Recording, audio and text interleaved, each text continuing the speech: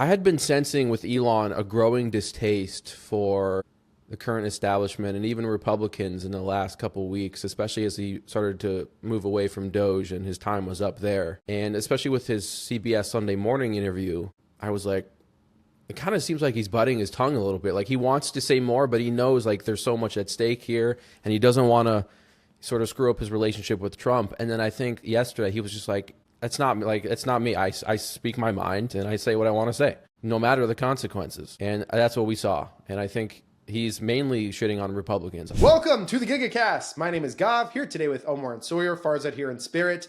And holy cow, there is a lot going on in the world of Tesla, Elon Musk, Donald Trump right now. The men are fighting and they're doing it publicly. Plus, we have huge rollouts happening in June here with Robotaxi and so much more. Before we get into that, for those watching here on YouTube, 70% of y'all are watching these videos but not subscribed yet. Go ahead and smash that subscribe button for me. You're not going to want to miss what's upcoming. Let's get started into all of this, kicking things off with Robotaxi. Omar, let me turn it to you first. Yeah, so this is a moment that we've been really waiting for since FSD beta started 4.5 years ago. So Tesla's been working towards this for a long time, and here we are, it's June 4th, and so far we know very little that we didn't know in May. They're still being very quiet, keeping their cards close to their chest. We do have a story from Bloomberg that says that they're eyeing June 12th as the release date, but that hasn't been confirmed by Tesla. And Bloomberg did also report that they've begun testing driverless Model Ys without riders, which Tesla has confirmed since then in a tweet from Elon Musk. So there's a lot of big questions remaining that Sawyer and I have been talking about. So, first off, when are they launching the service? I think that is obviously a question we'd love to know. I think Bloomberg probably has good sourcing on the June 12th date, but at the same time, I think if Tesla was confident, they would have announced it, right? I mean, we're a week away. So they probably are going to announce something soon. Beyond the date, what's the pricing going to be like? Is this going to be comparable to Uber and Lyft? Is it going to be free? Is it going to be subsidized? We know that you won't be able to go anywhere. You won't be able to go to San Antonio or Dallas. So how big is that geofence where you're allowed to request rides? And finally, is it going to be open to the public, or is it going to require an invite at first? And also, how fast are they going to scale? So we're here in June. We don't have a lot of answers yet, but hopefully very soon, maybe even hopefully before this episode comes out, Tesla's able to give us some details on some of these remaining questions. I think if you're Tesla, you don't charge anything initially. Just like make all the rides free. Tesla has nearly 40 billion in cash on hand. Like 10 Model Ys could maybe generate $1 million in revenue a month, roughly. That's not really material for them. So I think, million? Yeah, I think so. Like if you look at the Waymo numbers, they actually do 20 rides a day, I think, roughly on average per Robotaxi. So I think Tesla could maybe do more potentially, but I think you just get people in the cars and let them experience these driverless cars. With the app, I think we've seen evidence that people are gonna be able to hail these rides directly from the Tesla app itself. It's not gonna be some sort of separate app that they'll need to download. I'm curious what to see the actual process is like to hail the Robotaxi. Like what kind of user interface do you have? What are the passengers going to be able to interface with in the actual car? What kind of information are we going to see on the screen in the car? My guess is it'll be invite only initially. I think opening rides to the public would be a bit chaotic. You'd probably have some Tesla super fans that would fly in thinking, oh, let's get a Robotaxi ride. And then realize, oh, wait, there's only 10 of them and there's so much demand, I can't hail it. So then they're like in Austin for nothing, basically. So I think that Tesla will ultimately just do limited early access and then just slowly expand it from there as the fleet grows. But it's going to be super interesting. This is such a pivotal moment for the company. And I think one of the biggest reasons that Tesla stock isn't down more despite auto sales being weak in many of the parts of the country, earnings hurting over the last couple of years, and Elon delving into politics, is because of this hope that the Robotaxi business is right around the corner and really going to change the financials of this company in the medium to long term. And even though this is sort of a small beta to, initially with 10 Model Ys, I think it could expand really rapidly if things go well. That is. So I guess we'll see how it goes. Yeah, they started to interact a little bit more about it though, right? Especially with your guys' posts. Omar, I've seen the Tesla account commenting underneath. I think you had a spill the beans post and they commented some bean emojis underneath. So they're getting a little bit fun with it, right? I think that they're definitely ramping up into it. Do you have that full expectation that they're going to be able to deliver in June? I think they will be able to launch something in June. I mean, I was hoping they'd give us some actual details rather than just an emoji of some beans. Yeah. But yeah, just to armchair quarterback here, I agree with a lot of what Sawyer said. If I'm launching this, look, the number one goal has to be don't screw this up. Don't crash, no safety incidents. If you have to do this in a very slow and measured way, I think that's all right. The number one thing is don't mess this up. So I would launch invite only at first. Expand, let more people in off the invite list over the coming weeks, eventually expand to the public, but go with a small early access group at first, Tesla employees and some people outside the company, so that the fact that there's 10 cars and you're limiting the number of problems with those 10 cars doesn't impact availability. You're still able to get a car.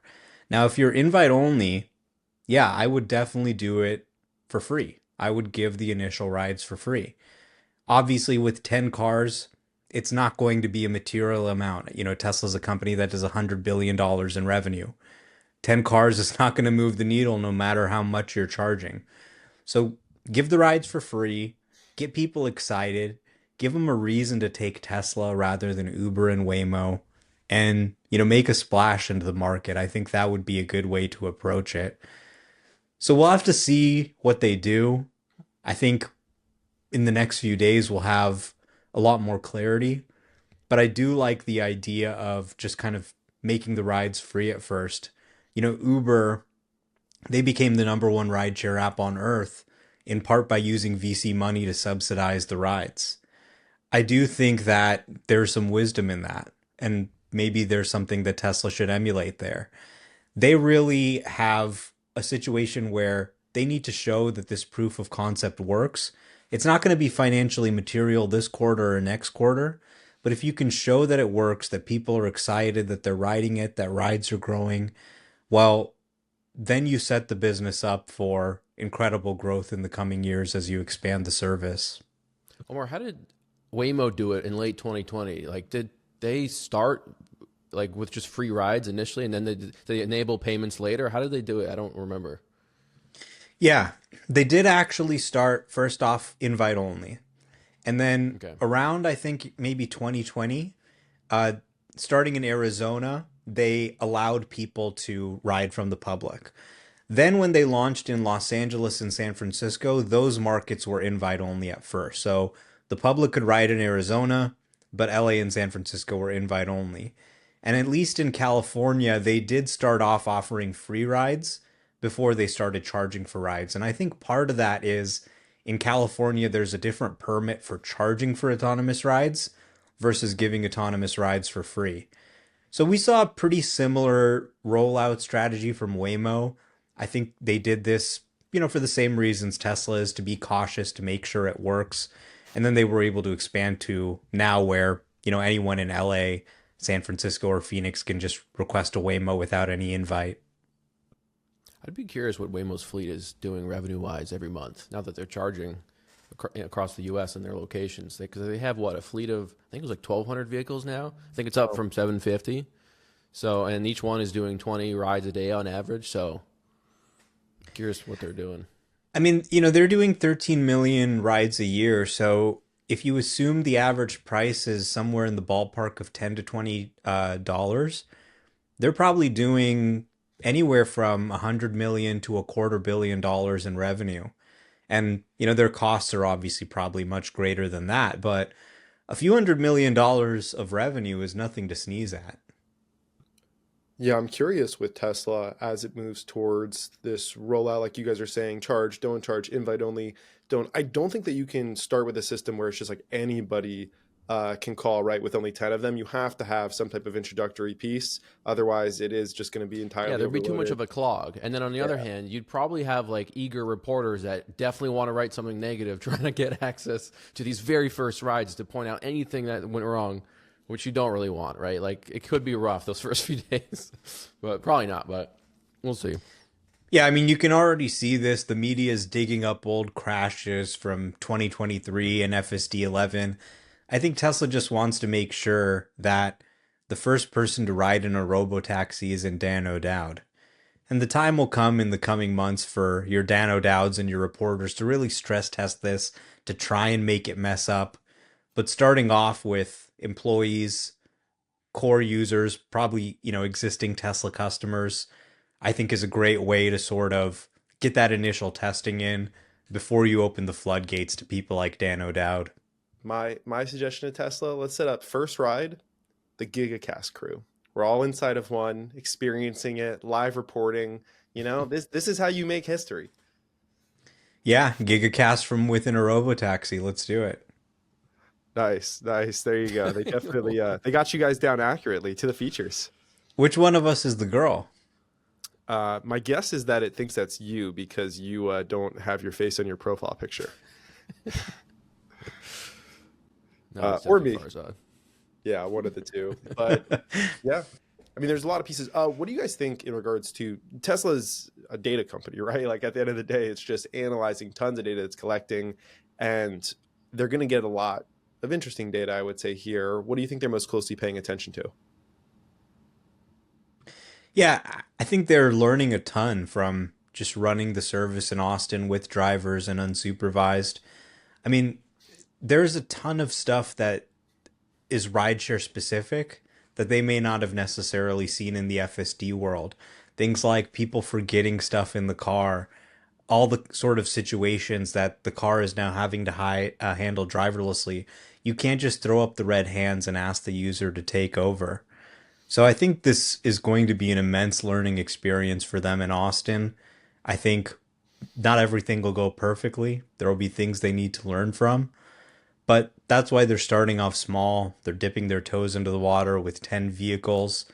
And once things look like they're performing well, there's no major issues, they're going to quickly expand to, I think, hundreds and thousands of vehicles, eventually surpassing Waymo. Yeah, Sawyer, what do you think is best case, worst case scenarios? Best case is the first week or two go perfectly. There aren't any major incidents, and then they quickly expand from there. They double the fleet to 20 Model Ys and 30 and then 100 or so. Elon said they could have a few thousand on the road after a few months. That seems ambitious to me, especially if it's only located in Austin. But you never know. Tesla, it's not like they need to purpose-built these robotaxis like Waymo does and fit all these sensor suites and stuff on. They can literally just send out Model Ys directly from Giga Texas and send these things out to the streets. They can make a lot of Model Ys very quickly down there. So I think ultimately they just need to get the reps in, get the miles in, get that data. This is probably why they've sent out so many free trials of FSD in North America, is because they want people to use this so they can gather as much data as possible to continue to train the system and, use Cortex to its fullest capabilities. Their GPU cluster down in Giga Texas. So I think just. And the worst case scenario is that Sawyer dies on his first ride. That would be worst case scenario. That would be a PR I'm willing to nightmare. risk it, Tesla. Send me that invite. Oh my gosh. Yeah, hopefully no casualties. I definitely think that would be by far the worst case scenario for something like this and would set them back quite a ways. So yeah, let's look to avoid that. But luckily, Look, this is such an important moment. They will. I don't think they'll F this up. Like they know that if anything goes wrong on that front, it's a complete disaster, and it'll set them back a lot. And the stock would probably go down, and all these companies or journalists rather, and would be writing about it, and it'd be a disaster. So they're taking a really cautious approach, I think. Speaking of the stock, real quick, not that you guys are short-term trading or anything, all long-term investors. The stock has been running up a little bit, especially since Elon said he was coming back to the company full-time. do you look at this as, for me, a lot of these events are always like buy the rumor, sell the news. It's like you have this run up to Robotaxi and then it happens. And even if it goes well, it's kind of a sell off in those moments. Just curious if you guys have thought about that at all.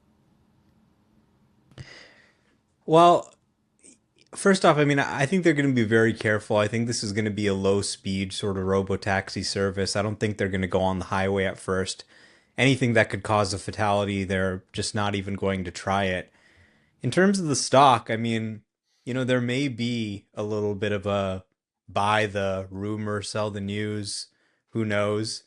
But that's not really how I think about it. I mean, Tesla is an extremely volatile stock. Whether you're a bull or a bear, you're trading calls or puts or trading shares, there's going to be a lot of crazy volatility either way. I mean, look at, some of Elon's political comments yesterday and how the market reacted. You never know what's going to happen next with this stock. So there's always going to be a lot of volatility to trade on. But the way I really look at this as a long-term investor, obviously, is this is the emergence of a generation defining technology. And I think as the robo-taxi business starts to get fleshed out, it's really hard to justify a valuation for Tesla over a $2 trillion market cap before robo-taxis are on the road, right? It's hard to say, well, this company's worth $2 trillion based on a robotaxi business that doesn't actually exist yet. Once you actually have a demonstration that this is on the road, it's working and it's scaling, that starts to get unlocked. And I do think ultimately they become a multi-trillion dollar giant if the service works out well. So that's kind of how I'm approaching it. It may go up, it may go down. It may go to 1.5 trillion and then back down to 750 billion and back up to 1.8 trillion, but I'm holding long term because I expect it to be worth several times what it's worth today if this service works as well as I expect it to. Yeah, I'm glad that you brought up Elon's political comment as part of that, things that make the Tesla stock go round. I definitely want to dive into those because there were some pretty intense ones, especially over the last couple of days. Before we get into Elon's political comments, I want to give a huge thank you to our amazing sponsor, Joa, and a quick word from them on some of the products that if you have a Tesla and you don't have this Joa accessory, you are really missing out on. Omar, Sawyer, and Farzad all have better Teslas than you. And it's because of this one reason. They all have premium Tesla accessories from our sponsor, Joa. Have you ever been eating food in your car, wishing that you had a table tray to eat it on? You're sitting at the charger, bored, wishing you had some way to spend the time in your car? You want a fold-away mount that can hold your phone, charge it, video record? These are some of their favorite products that you'll see regularly throughout the videos in their Teslas. Check them all out. We have a link in the description of the video right below with our code GigaCast already built in so you can save on anything that you purchase through there. Go check it out now. And if you don't believe me, here's a video of the guys using it themselves. We've got the Tesla holiday update rolling out now, and one of the best parts of the new update is this new game, Boomerang Foo. But it requires a controller to play. And one of the best controllers to get to play this game is the Joa wireless controller. The Joa controller can be hooked up wirelessly, so you don't need any USB wire. You can just pop them down right there on the same wireless charging pad you use to charge your phone. I want to thank Joa for partnering with me on this video. I got some of their accessories. First thing was obviously all season floor mats, much easier to clean. I got this tissue box. Obviously I got their foldable trays here. They fit literally perfectly, two of them right into the front. I got this sort of storage organizer tray here. Honestly, I think they're great accessories. And we're back. All right, let's talk about Elon Musk's political tweets because they have gotten real spicy over the last couple of days. For the most part, over the last several months, Elon and Trump, despite differences, have been in alignment. But I believe that that alignment is starting to splinter, specifically when it comes to the deficit. Part of the campaign that Trump ran on and what Elon was supporting was, hey, we have too much debt. We need to cut back on spending. We need to cut back on some of this debt. It's unsustainable. And you know what Trump's solution to cutting the debt was? More debt. So they got the big, beautiful bill, trillions of dollars of spending. There was a wild tweet today from, I believe it was Marjorie Taylor Greene or something like that came out where she basically was like, oh, I didn't even notice this thing about, regulating AI on page 287. If I had seen that, I definitely wouldn't have voted for this, right? And so like they didn't even read the bill. There's a lot of issues here. Sawyer, what do you think? Yeah, it's pretty rare for like the people that actually vote on this thing to read the full thing, because these bills are often hundreds, if not thousands, of pages long, and they only have like a week or so to like actually read it before that vote happens. So there's no possible way, sometimes even hours or days. I had been sensing with Elon a growing distaste for the current establishment and even Republicans in the last couple of weeks, especially as he started to move away from Doge and his time was up there.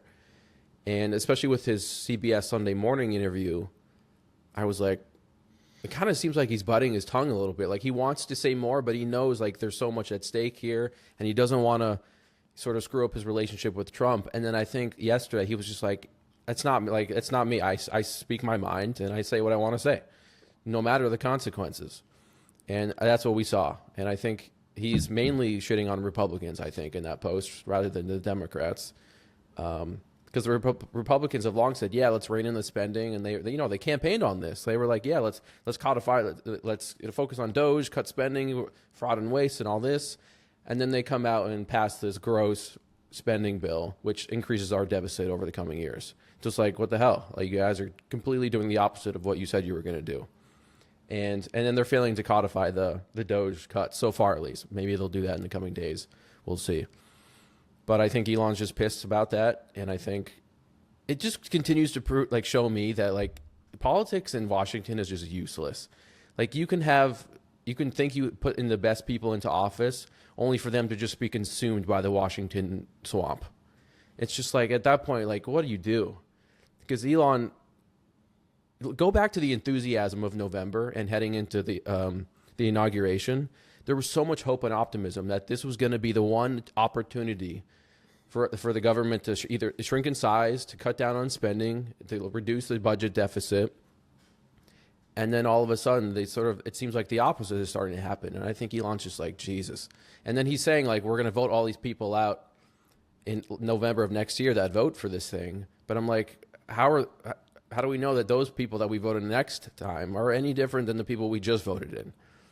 So I think ultimately you have to like fundamentally change Washington in the incentive structure, because otherwise this is just going to keep happening.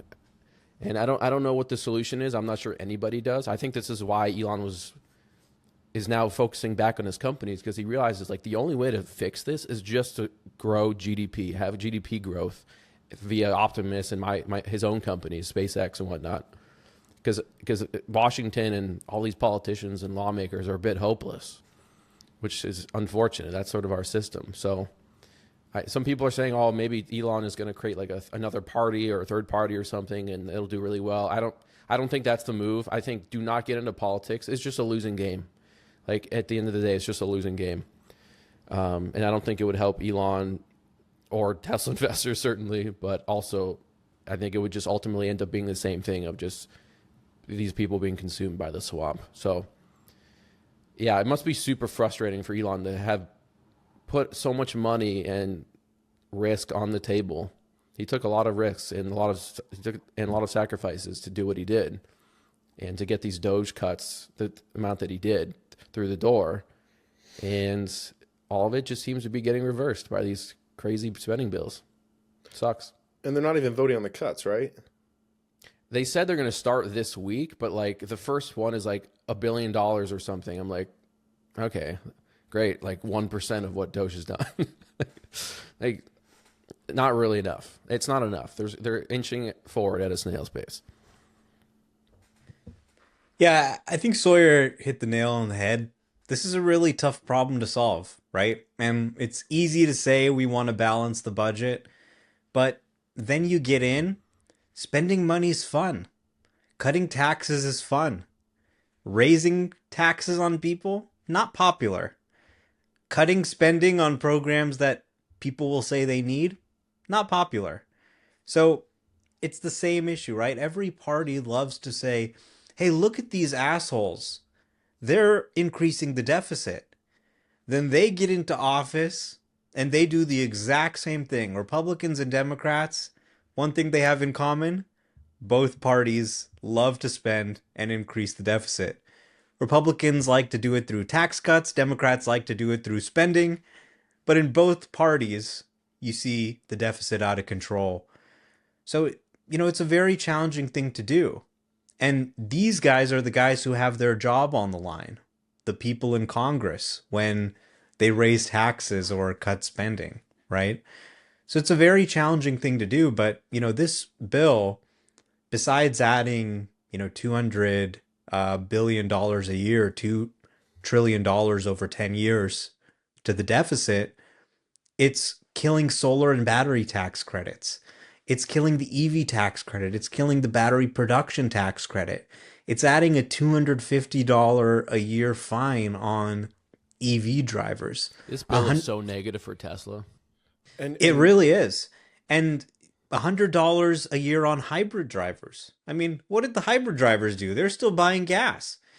So, it really is a bad bill. And I think he's chosen to attack it from the right perspective, which is this is hypocrisy. You've got Doge on the one hand, but on the other hand, you're passing this massive spending bill that wipes out any progress that the Department of Government Efficiency has made. So it really is just a terrible bill. It's not just Democrats who say that. You've got Republicans like Rand Paul who are actually agreeing, and they're saying, we actually feel the same way about this bill. So, this was sort of an important test. And I think Elon and Trump are still very close. I think they understand that, look, we've got different perspectives on EVs and things like that. We're not going to agree on everything, but there's still a closeness there. And, if he, this is sort of one of the major tests where we've seen for the first time, if what is good for Trump, passing the bill, and what is good for Tesla, the bill not passing, are in conflict, where is Elon going to stand? Is he going to stand with his buddy, or is he going to stand with his company? And I think he has a fiduciary duty to really look out for Tesla investors, and that's really what he's doing here. He's looking out for Tesla investors. He's speaking out against a bill that is not good for Tesla. And honestly, that's great to see. A lot of people were upset. It's kind of funny. A few months ago here, we are on the GigaCast talking about, oh no, Elon's pissing off the Democrats. Now here we are a few months later. Oh my God, Elon's potentially pissing off the Republicans.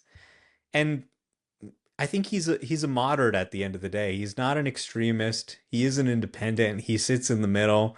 Yeah. He's going to have his own thoughts. He's not going to be beholden to one party or another. So this is probably something where we're going to see Elon sort of voice his opinion.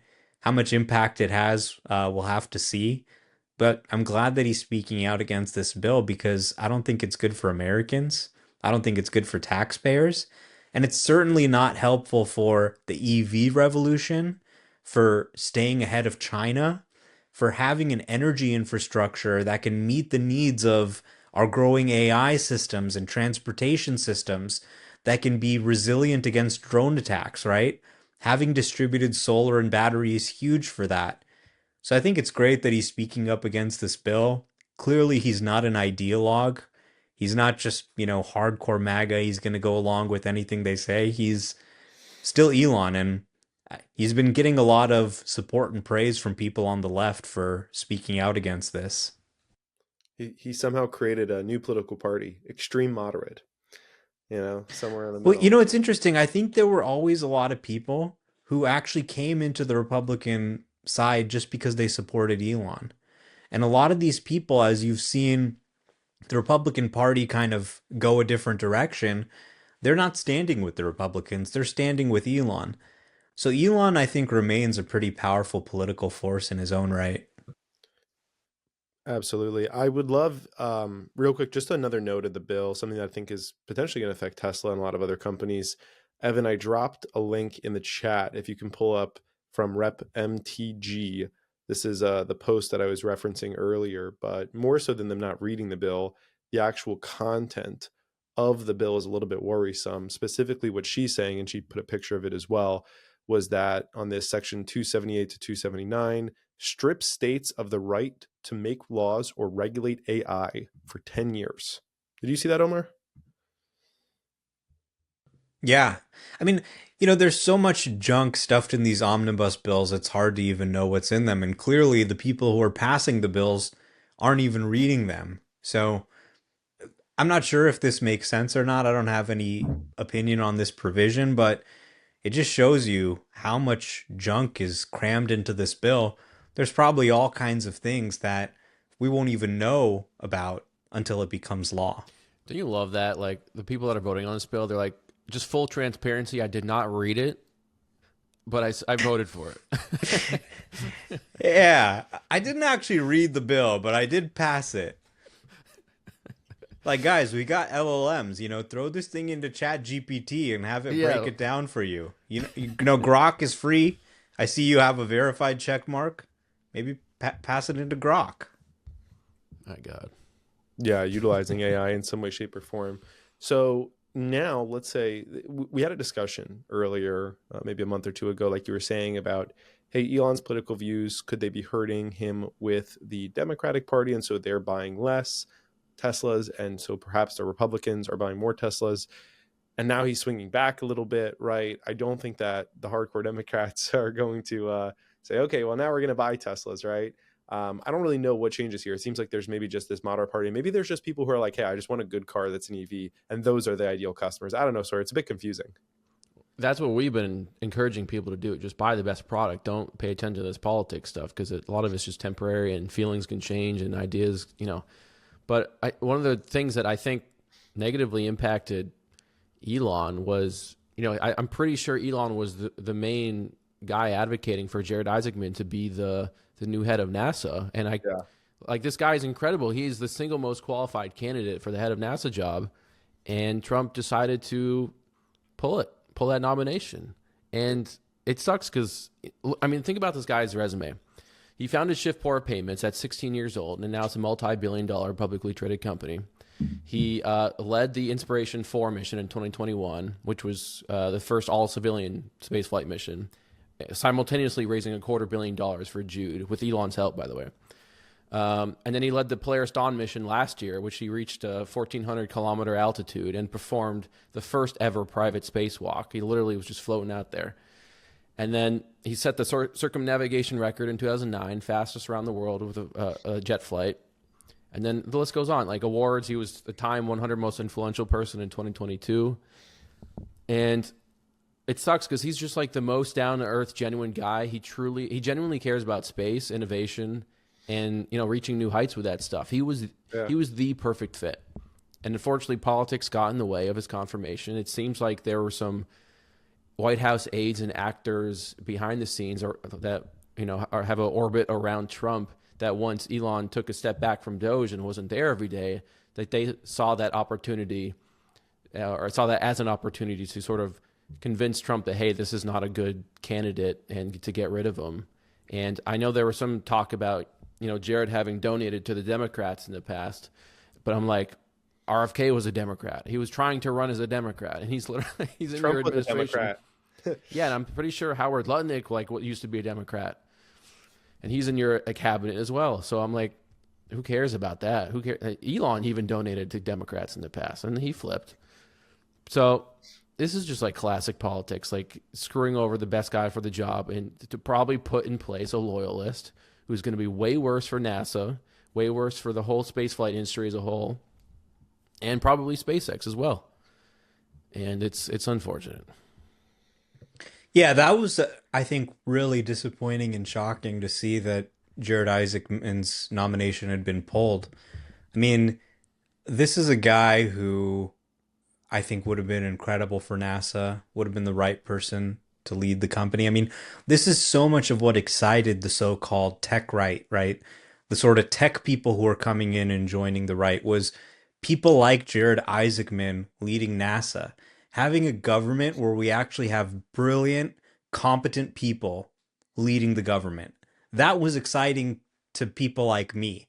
And, I'm not a Trump voter, but that was exciting to me, having someone like Jared Isaacman in charge. I said, this is something that would have not have happened under the Biden administration, but it's happening now. Hey, maybe there is actually going to be some goodness coming from this Trump administration. But Well, they pulled his nomination over politics. They didn't want to pick the person that was best for NASA.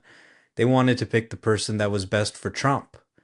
And this argument that, well, he donated to Democrats. Well, you know who else donated to Democrats? Elon.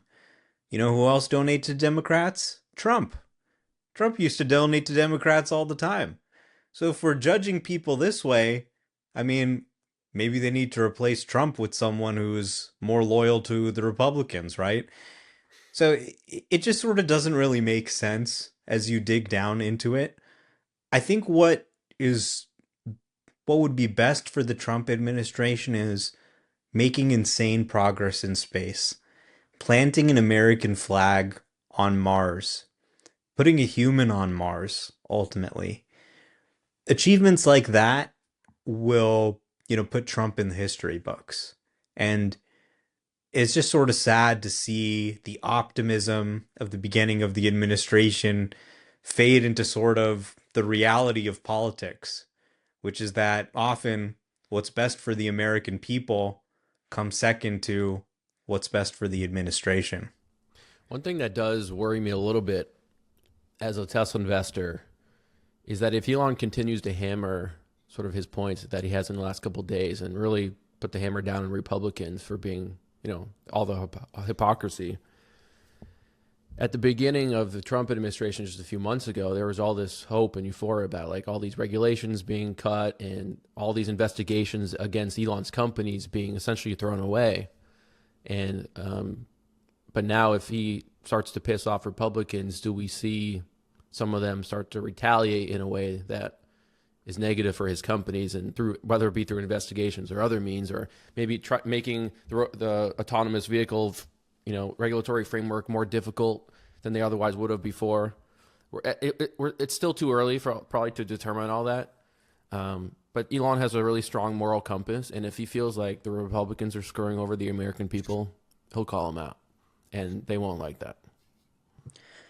Yeah, I think Trump and Elon seem to have kind of a relationship where they can put these sort of differences aside on policy. They know that they don't agree on everything. Trump, for example, is has different views on immigration, trade. When Elon came out against some of the Trump tariffs, you heard people like Howard Lutnick basically come out and say, look, he's a car guy. He's running his car company. Yeah. He's going to be against tariffs, but ultimately that's not going to dictate what the president's trade policy is. So I'm hopeful that they can have their disagreements, still have their friendship, still work together on things. I think the Republicans know that ultimately we are getting closer and closer to next year's midterm elections. And if they have Elon's support, he will likely be tweeting about them, maybe even donating money to campaigns that he believes in to help boost the Republicans. If he's not happy with how they're doing, well, we saw what happened to the Democrats in the last election when Elon and so many people on the tech right were standing up against them. That could easily turn 180 against the Republicans if they're not careful. So I don't think they're going to be necessarily that vindictive over a comment. I think they're going to dismiss it as, look, he's standing up for his company. There's a lot of anti-clean energy, anti-EV provisions in this bill. And hopefully they can put their differences aside. But hopefully it can start to calm people down. You're sort of angry liberals with purple hair who are protesting and lighting Teslas on fire. Maybe they see this news and say, let me go ride my bike this weekend instead of going to a Tesla protest. What? Elon ain't such a bad guy. Yeah, I just think it's funny how, when he's supporting Republicans, they go, this guy's horrible. He's a Nazi. And he's really just the worst guy. Then when he agrees suddenly, yeah, Elon's right. I like this guy. He's a smart guy. We should listen to him. It would be weird for the Republicans to retaliate against the Republican Party's single largest donor of the last election cycle, and probably the biggest the next cycle. So, yeah, I don't expect it to be the case. It's just something to look out for. Jared's tweet afterwards was he knows how to play the game. I mean, what do you guys think He's of a that class response? act. He's not gonna. Yeah, he doesn't step on toes. He's not like Elon where he just Bro, starts, literally like, too shooting funny. We're everything in talking the about air. Jared, and I'm getting the call from St. Jude's. Nice. That's so funny. Yeah. But yeah, What was you know, Jared's tweet? Oh yeah, this one, right? basically, taking it on the chin. Yeah, he went out with classy, as he always does. Did you comment on this one, Sawyer? What'd you say? No, I think I liked it or retweeted it maybe, but he did follow me actually a couple days ago, which is nice. I did see that. Yeah, it was sad for Jared. I actually had some questions for you guys because I met Jared at the last Shift 4 Investor Day out in Vegas. Me, Evan, a few others were out there, and we got to meet him and talk to him. And it was funny. Like my first meeting him, but we went to breakfast and we were just having breakfast around the table, and then we look over and there's just a guy like cracking away on his laptop on the table next to us, just like in a hoodie. And we're like, wait, that's Jared. And he's just like sitting there, and there's nobody around him. He's just kind of working. And then obviously he stepped down from that position as CEO of a company that he's been CEO of since he was 16 years old for the purpose of taking this nomination. How does that work out now? Do you guys? Yeah, I was wondering that the other day. Like, does he return or does he say like, you know what, I handed it off to someone else. I'm going to focus full time on, or more of my time on space, or maybe he'll go back to like spend more time at SpaceX doing more Polaris missions, like maybe a moon mission. That'd be cool. Yeah, just a thought. Any thoughts, Omar? Yeah, I mean, it'll be interesting to see. Maybe he'll return. Maybe he thinks the time is right for succession anyway. We'll have to see. But honestly, a guy like that, who's actually working hard, who has been hustling his entire life, he probably would have gone insane inside the federal government with the pace they do things. So I don't think this is the last we're going to hear about Jared Isaacman. I think he's going to be in the news again and continue making important contributions to space. Yeah, I'm sure he's not going anywhere. He's a really interesting guy. Continuously excites.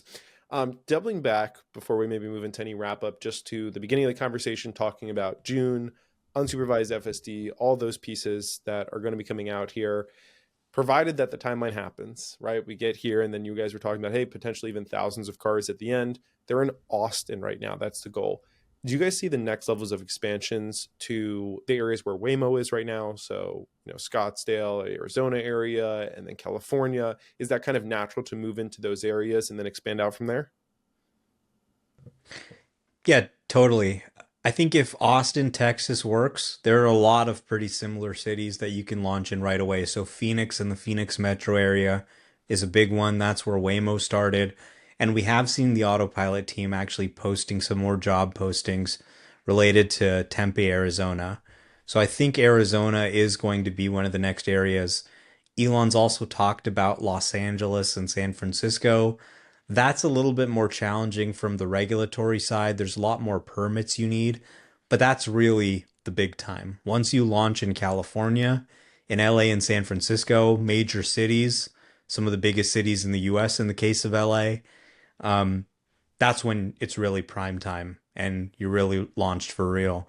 So that's going to be a key thing to watch as well. They have started filing some permits in California. We have seen some cars with the TCP giving rides to employees, but any sort of movement on the permitting there is going to be really exciting, especially for me, since I live here in California. Yeah, I think Texas has a more lenient self-driving regulatory framework, so it's easier to launch there and expand there. But it'll get to California eventually. And then there's been a few pictures going around of some different models of Teslas, some with cover-up areas. There was another one that had like a camera on the sides of the doors. I see people tagging you in these, Sawyer. Do you have any thoughts on them? Yeah, these are just sort of test mules that sort of, at least the gold one that everyone spotted. Tesla painted a Model 3 in matte gold, same exact color as the Cybercab, and they placed the cameras where the Cybercab cameras would be, just to sort of probably test it on the streets, because the Cybercab isn't legally, you can't legally test it on the streets yet. There's no steering wheel. So I think they're just gathering data and trying to perfect it all. But yeah. Okay, Yeah, cool. my Yeah. favorite is when you see the Model Y with LiDAR on the roof driving around. And for the last 5 years, you always see people post these and go, oh my God, Tesla's adopting LiDAR. When in Yeah. reality, of course, they're just gathering training data to train their vision system. And yeah, the Cybercab vehicle, the sort of Model 3 Cybercab was pretty interesting because they tried to make it look exactly like a Cybercab. They're gathering data, they're validating these models for the Cybercab. That tells me that they probably want to get Cybercab on the road in Austin, maybe as soon as the end of the year. Just get a few Cybercabs out there. I think that would be super exciting. NHTSA's exemption process should allow for that. And yeah, I agree with Sawyer that Texas is much easier from a regulatory perspective. So maybe the next few cities that we could see it expand to are just Houston and San Antonio and Dallas, if nothing else. It's not a coincidence to me that all of the areas that we're talking about initial rollout and that you're already seeing self-driving in are areas that are relatively warm and don't have snow, ice, or other items like that. Do you think it's a much Yep. bigger task to expand to areas like the Northeast? Yeah. So Waymo hasn't expanded to any snowy cities yet, but they just started testing in Boston, around my area. And I think typically the way they do it is they gather data for like 6 months and then they test for 6 months and then they actually launch. So they probably won't launch in Boston for quite a while, but they're clearly already in snowy cities right now gathering that data. And I think they do expect to launch eventually in these snowy cities. Well, with Waymo using LiDAR, it's a little bit easier, you would think, regardless of snow and ice. Do you think it's a bigger challenge for Tesla in those areas?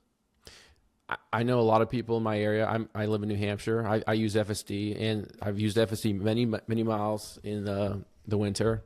It does okay. I even used FSD. I don't want to classify it as a blizzard, but it was pretty snowy, and the lines on the road were very hard to see, and it still did really well. So it's just like humans can drive with their eyes.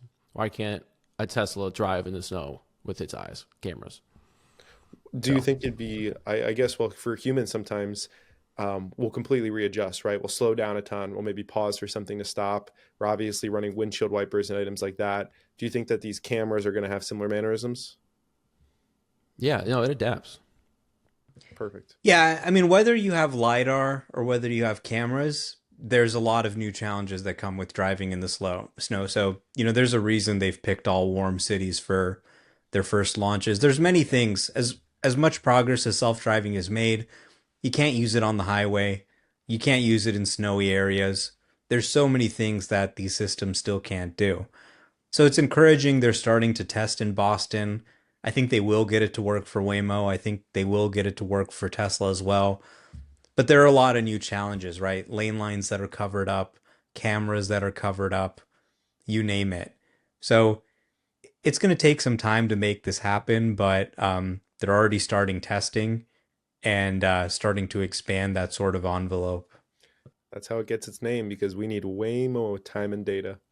All right. With that being said, let's get into a little bit of a mailbag here. We have a few questions. So we're encouraging you, if you're watching on YouTube, we get a lot of comments on YouTube and we would love to get more questions for the pod. So we're going to run into a little bit of a mailbag here, throw some questions up on the screen. First question. This one's a good one. Tesla just wants to rip. Good one. Question. Do any of you think Tesla will require us to have an active FSD subscription to add our eligible vehicles to the Robotaxi network? Probably not. No, right? Yeah, I agree with Sawyer. My thought is probably no. So I think FSD subscription is really just going to be for your own personal use, right? Allowing you to use your car to drive around wherever you want. But you really want the wait time to be as low as possible, right?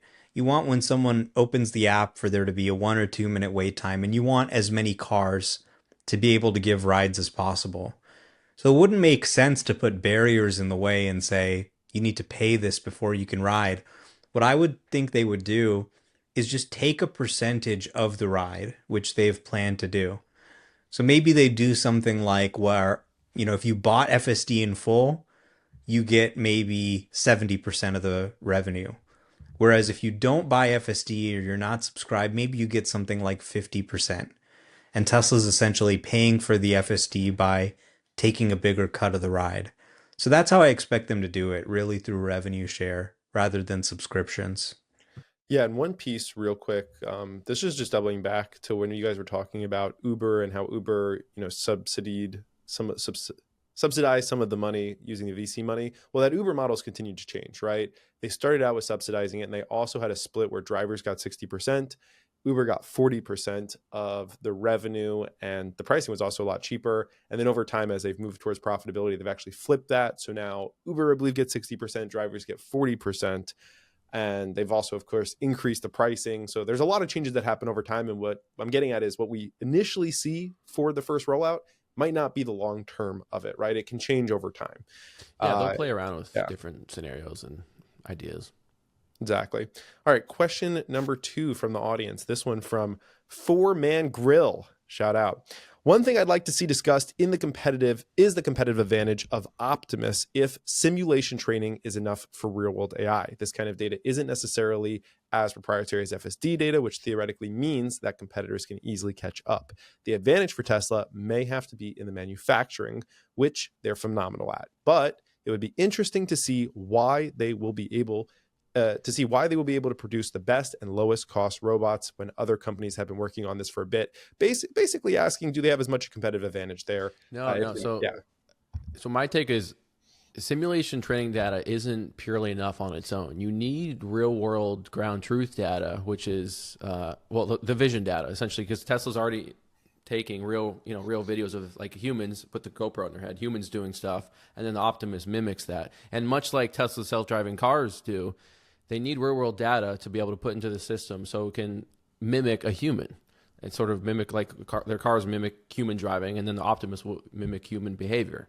So while you can train it to do some things and the simulation training can help if you don't have enough real world data, ultimately real world data is better than the simulation data because you can't get more real truth than real world data because the simulation isn't real. So yeah. Yeah, I think Sawyer's right. So you have, obviously, with simulation, there's not really a good way to get it to start walking with real world data, right? You don't want the robot just falling over all over the place trying to learn how to walk.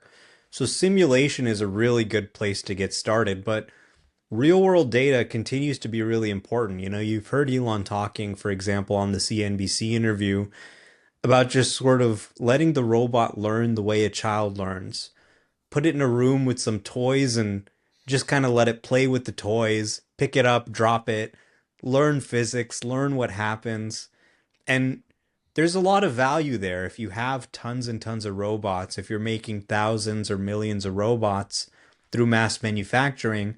That's more experience, more data that they're going to have even for, sort of rare situations that you can't capture in simulation. And that's going to be really helpful, I think, to their AI models, just like it's been on the car side. Whatever you do, don't give it a Homelander upbringing. Give it some love. We don't want these robots coming back at us. All right, 2 more questions. Let's pull this up on the screen. There we go. From Stieg Haskell. Cool name, Stieg. Unless it's like Stee and then your middle name starts with a G. Question/observation. Doesn't the Tesla Mobile Ranger service give Robotaxi another huge advantage for keeping the vehicle service running affordably and reliably? Yeah.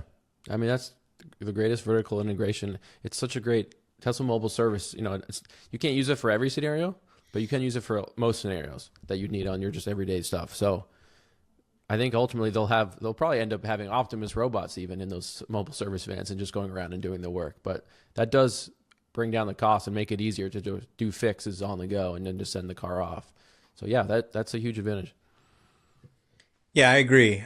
I think really all of the operational infrastructure of their car business, they've got service centers around the world, including mobile service. They've got superchargers around the world. All of this infrastructure is going to come in super handy for Robotaxi. So let's say a Robotaxi breaks down on the side of the road. Well, they've already got a roadside assistance that they've been using for years that they can use for these vehicles. They've already got a service team that they've been building up for years. A lot of investment and expansion is probably going to be needed. But when you're trying to build a global Robotaxi service, having chargers around the world, having service reps around the world, it absolutely is an advantage that you don't see other robotaxi companies able to match. Yeah, exactly. Existing infrastructure is a huge benefit for sure. And last question for the mailbag today is going to come from drum I think that roll. was the last question. That's the last one. All right. I thought that there was one more that I was looking at, but no worries. We would love to take some more questions next week. If you're on YouTube, all you got to do is just comment the question below, make it obvious that it's a question, and we're going to pick a handful of them to answer on the pod. If you don't have a question, but you still want to comment and just, let us know how much you love these pods or how much you hate them. Either way, we'll take the engagement. So go ahead and drop that comment below. Final comments for today. Sawyer, any final comment for us? 1 week from tomorrow is supposed to be the Robotaxi launch, according to Bloomberg. So I hope we hear more from Tesla. My guess is things are still pretty fluid, so they don't want to give us a date publicly that they can't necessarily stick to.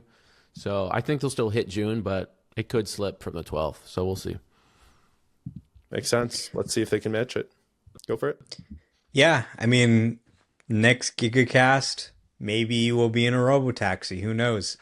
But I would just tell people, if you don't believe that Tesla's going to be able to do this, a lot of people have a lot of doubt naturally.